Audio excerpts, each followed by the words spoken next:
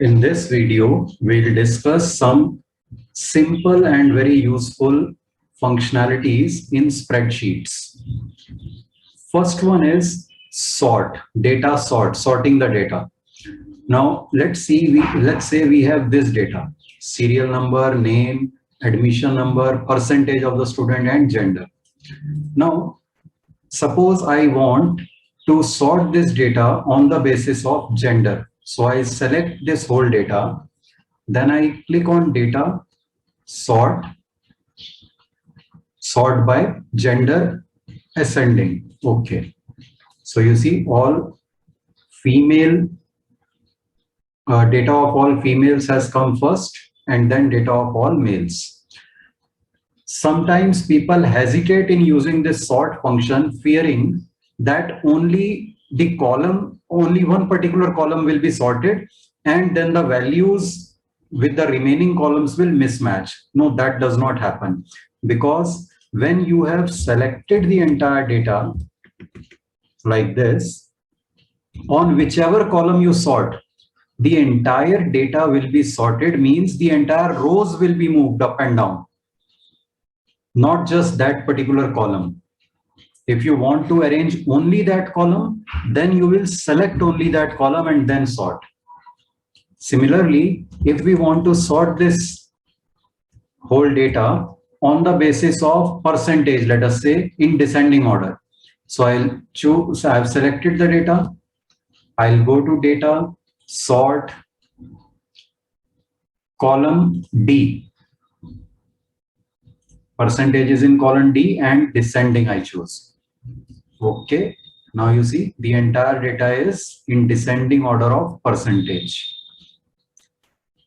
In this manner, this sort function is very useful. Another useful function is average. Suppose these are test marks of students in 3 different tests. Right. Now, below this list, I put the formula for average. What is the formula? Let's see. Average is equal to average within brackets H4 colon H44. H4 is this cell, the starting of the range, and H44 is the last one in this range. So it will automatically calculate the average marks from H4 to H44, means average marks scored by the students in this test. Similarly, over here, now I want to have average of next test also. So I do not need to write the formula again. I'll just copy this one and paste it over here. It will automatically change the row number. From H, it has converted row to I.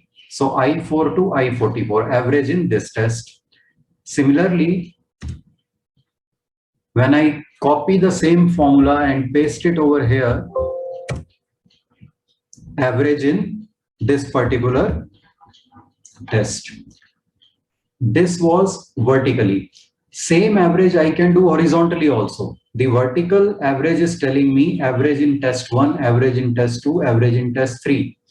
When I put the same formula horizontally, see average H4 colon J4. H4 is this and J4 is this, means average of first student in 3 tests. So it calculates the value over here. Same value I can copy and paste for the remaining students. Automatically it will change the row numbers.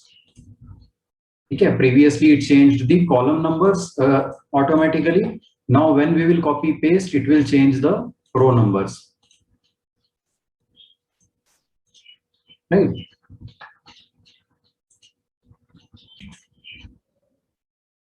Now another function which is very useful in spreadsheets, count if. Suppose this data is of attendance of the students, P representing present, A representing absent. Now see, below this list, I have written total attendance.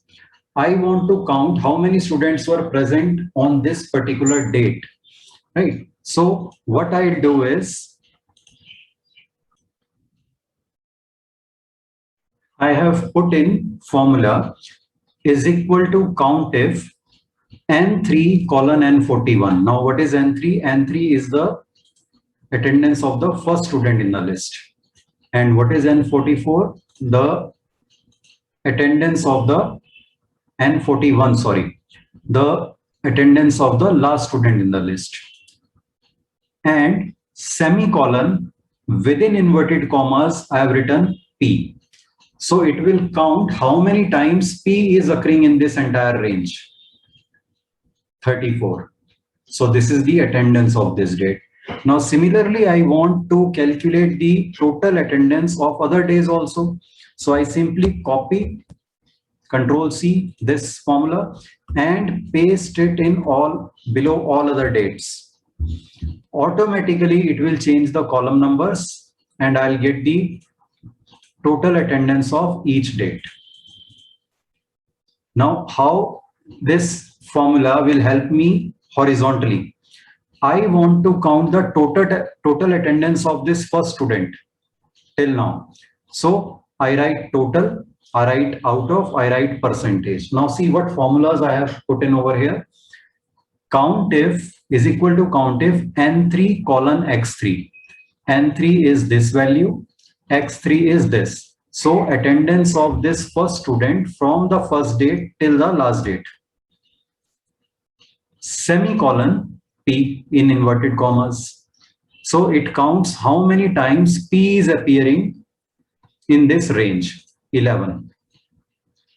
In out of, I change the formula a bit. I write is equal to count A, not COUNTIF, count A.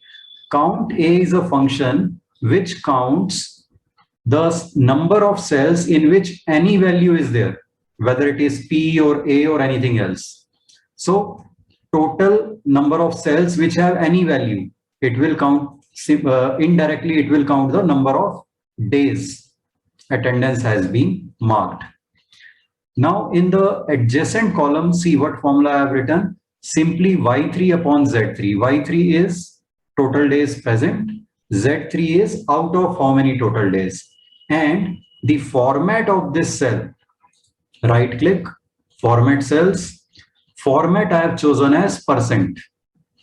So it is showing it as 100% because student was present 11 days out of 11 days. Now again I'll do the same thing. I'll copy these three and I'll paste them up to the row of last student. So the attendance of each student is counted. It will automatically change the row numbers, right? For example, this second student, number of times present is 9, right? Range is N4 to X4. 3 का अपने आप इसने 4 कर लिया, ठीक है? पिछले वाले रो में 3 था. Out of 11, percentage automatically calculate हो गई 82%. How useful it is, isn't it? Now one more very important functionality. I want all the values over here which are A, means absent, to be shown in red color. So what I do is I select this whole range. I go to format. I go to conditional formatting. Now if cell value is equal to, within inverted commas, I'll write A. Within double quotes, I'll write A. New style. What is in this new style? I go to font. I go to font effects. I choose the color red. Okay. Now you see automatically all A's are appearing in red color. Again, a very useful functionality. This is conditional formatting.